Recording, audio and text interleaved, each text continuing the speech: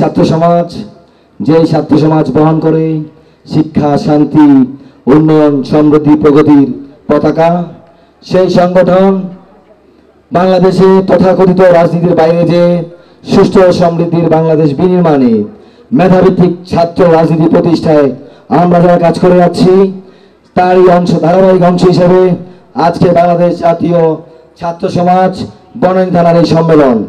আজকে এই সম্মেলনে বাংলাদেশ জাতীয় ছাত্র সমাজের বনানী থানার নেতৃবৃন্দ তাদের প্রত্যক্ষ ভোটের মাধ্যমে তাদের নেতৃত্ব নির্ধারণ করে নেবেন। বাংলাদেশ জাতীয় পার্টি বিজেপি এবং ব্যারিস্টার আন্দালিব রহমান পার্থ ভাই সবসময় বলেছেন, আমাদের দলের নেতৃত্ব নির্ধারিত হবে দলের কর্মীদের প্রত্যক্ষ ভোটে। আমি উপর থেকে চাপিয়ে দেব না, তোমাদের নেতা কে হবে তা নির্ধারিত তোমরা নিজেরা করবে।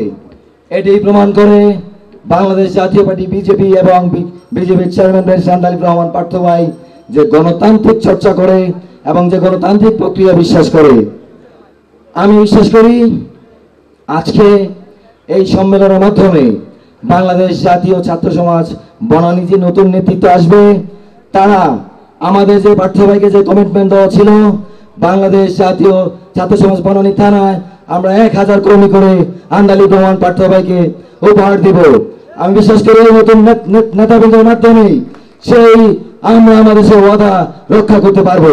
এবং আমি বিশ্বাস করি গত 54 বছরে যে অপরাজনীতির চর্চা, সেই চর্চা পরিবর্তনে বাংলাদেশ জাতীয় ছাত্র সমাজ তাদের সর্বোচ্চ ভূমিকা রাখবে।